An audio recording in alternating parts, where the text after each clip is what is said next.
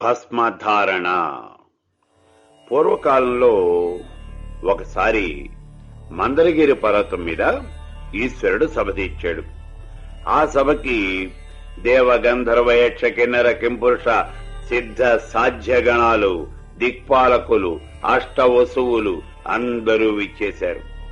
ఆ సభలో సనత్కుమారుడు ఈశ్వరుడికి సాష్టాంగ నమస్కారం చేసి, దేవా, నీ అనుగ్రహం పొందేటటువంటి తేలికాటి ఉపాయం, తేలికైనటువంటిది, అతి తేలికైనటువంటి ఉపాయం ఏదన్నా ఉంటే మాకు చెప్పవలసింది అన్నాడు. ఆ మాటలు విన్నటువంటి ఈశ్వరుడు చెబుతూ ఉన్నాడు, భస్మధారణ కన్నా నా అనుగ్రహం పొందేటటువంటి ఉపాయము అనేది ఇంకోటి ఏదీ కూడా లేదు. భస్మధారణ అనేది ధర్మార్థ కామ మోక్షప్రదమైనటువంటిది. అంటే చతుర్విధ పురుషార్థాలు కూడా దీనివల్ల సిద్ధిస్తాయి. ఇది దేవతా ప్రీతికరము, నాకు అత్యంత ప్రీతిదాయకము. ఇక ఈ భస్మం ఎలా వస్తుందో చెబుతాను వినండి. గోమయంతో చేయబడినటువంటి భస్మము శ్రేష్టమైనది.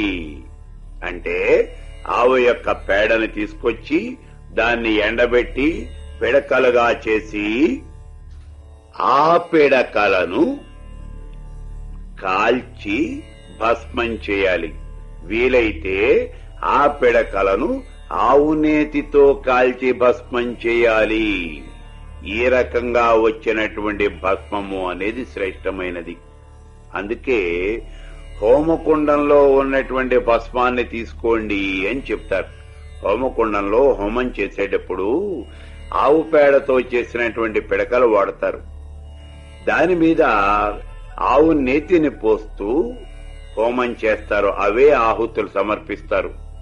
కాబట్టి ఈ ఆవు నేతితో హుతం చేసినటువంటి పిడక ఉన్నదే, అది ఆ గోమయం శ్రేష్టమైనటువంటి భస్మము.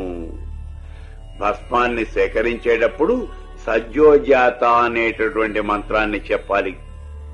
ఆ తర్వాత భస్మాన్ని అగ్నిరీత్య అనేటటువంటి మంత్రంతో అభిమంత్రించాలి. మానస్తోకే అనేటటువంటి మంత్రంతో భస్మాన్ని నలిపి, త్రయంబకం అనేటటువంటి మంత్రంతో భస్మాన్ని శిరస్సున ధరించాలి.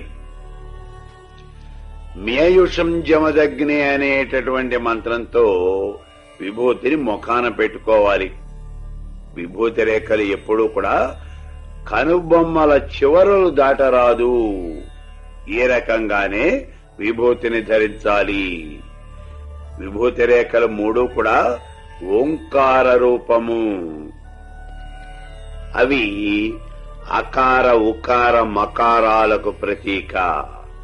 గార్హపత్యాగ్ని, దక్షిణాగ్ని, ఆహవనీయాగ్ని అనబడేటటువంటి మూడు అగ్నులు ఇవే త్రేతాగ్నులు. సత్వరజస్తమో గుణాలివే ఋగ్వేదము, యజుర్వేదము, సామవేదము, ఈ మూడు వేదాలకు కూడా ప్రతీక. ఈ భస్మము అనేది త్రిమూర్తులకు ప్రతీక. భస్మధారణ చేసినటువంటి వాడు మోక్షానికి అర్హుడవుతాడు. బ్రహ్మచారులు, గృహస్థులు, సన్యాసులు అందరూ భస్మాన్ని ధరించవచ్చు. వైదిక కర్మలు చేసేటప్పుడు తప్పనిసరిగా ఈ భస్మాన్ని ధరించాలి. భస్మధారణ వల్ల పాపాలన్నీ కూడా పోతాయి. స్త్రీహత్య, భ్రూణహత్య మొదలైనటువంటి ఘోరమైనటువంటి పాపాలన్నీ కూడా నశిస్తాయి.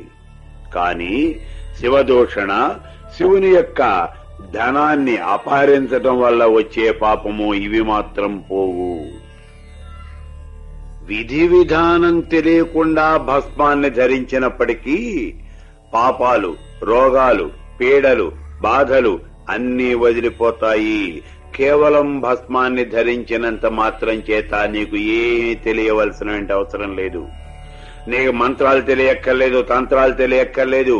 ఆ హోమకుండంలో ఉన్నటువంటి విభూతిని తెచ్చి, ఆ భస్మాన్ని తెచ్చి నువ్వు ముఖాన ధరించినంత మాత్రం చేత, నీ శరీరానికి రాసుకున్నంత మాత్రం చేత నీ యొక్క కష్టాలన్నీ కూడా గట్టెక్కిపోతాయి.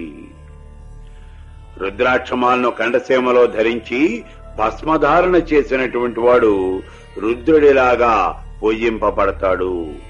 భస్మధారణ చేసినటువంటి వాడికి అన్ని తీర్థాల్లోనూ స్నానం చేసినటువంటి ఫలితం వస్తుంది.